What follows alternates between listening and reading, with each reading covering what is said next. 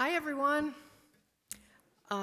Really honored to be here tonight to represent the descendants of my grandfather, Frederic McLaughlin, namely myself and my 4 cousins. First, I'd like to thank the Hall of Fame Selection Committee and all of the USA Hockey staff who have worked to make this event happen, especially Dave Fisher, who's been so great throughout the whole process. Thank you to the Penguins organization for hosting us at the game last night, and to all the wonderful people I have met in the hockey community in the last few days and the last few months.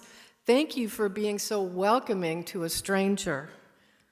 And warm congratulations to the other inductees on their impressive careers and accomplishments. I know that my grandfather would be delighted to be entering the U.S. Hall of Fame, along with 3 great American players in Kevin, Matt, and Brianna. And he'd be amazed and thrilled by the groundbreaking 2002 U.S. sled hockey team. Unfortunately, I never knew my grandfather, who died well before I was born. And I do wish my father were here in my stead because he was a huge hockey fan, knew much more about his father's hockey life. I've had to rely, for what I know, on sports writers like Paul Greenland and Stephen Smith. And I want to give a shout out to the people that do the research and write the histories, because they're important too. The most fundamental thing I've learned about my grandfather from that literature is that he really was deeply committed to advancing the growth of hockey in the United States. And by all accounts, that was sort of an uphill battle in his day because hockey was so dominated by Canadians and professional sports were just developing. Now that American hockey is thriving, it's really hard to believe that he was considered and publicly called a kook and a nut for insisting that American-born players could succeed in the NHL if they were athletic and had training. It turns out that he wasn't a nut, he was just ahead of his time. So in 2026, it will have been 100 years since my grandfather and a few of his friends purchased the Portland Rosebuds, renamed them the Blackhawks, and introduced professional ice hockey in Chicago. Fortunately, my grandfather wrote one article about that experience published in 1936. In it, he primarily extolled ice hockey as the most exciting sport on earth, but he also described some of the challenges he faced trying to launch a brand new NHL team. What comes through in that article most strongly, though, is his personal love of the game. In one rather witty passage, he wrote, and I quote, "There's something about any well-played game of hockey that gets under your skin, whether you are seeing your first contest or were teased on an old puck, as Canadian infants are reputed to be," end quote. He was known for his dry sense of humor.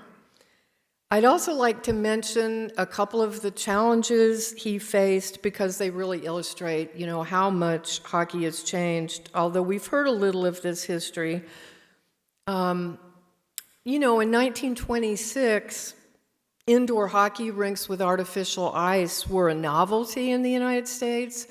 So when he and his friends bought the franchise, they had to source and purchase all the equipment, including the machinery for making artificial ice, and then they had to have somewhere to put it. So they did build a rink in the Chicago Coliseum, but apparently that venue wasn't ideal. So then my grandfather had to lobby the city to build a larger and more modern facility and pledge to help pay for that.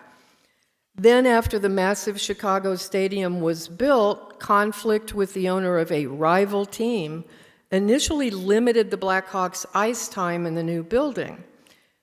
My grandfather wrote that the greatest challenge was recruiting players because most of the best prospects were, in fact, young Canadians.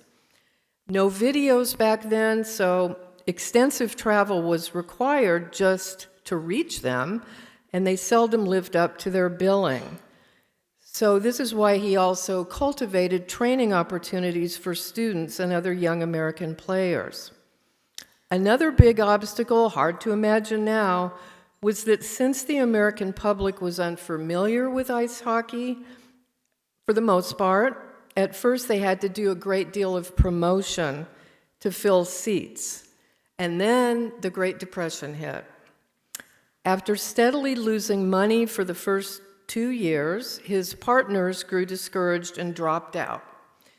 In response, my grandfather wrote, quote, "Being Irish, I was just beginning to enjoy the scrap at that moment. The only way to continue seemed to be to put more money into it, which I did. Ever since, I've been the principal owner as well as president of the club. Many times I have wished I had given up and let the franchise fall into other hands. A great many more times I have been jubilant at owning it." So he persevered, and the Blackhawks won their first 2 Stanley Cups in 1934 and 1938. And as we've heard, the 1938 team had 8 American-born players on the roster, a record for a championship team that stood for more than half a century. My grandfather owned the team until his death in 1944, and I think it's safe to say that apart from my grandmother, hockey became the greatest passion of his life.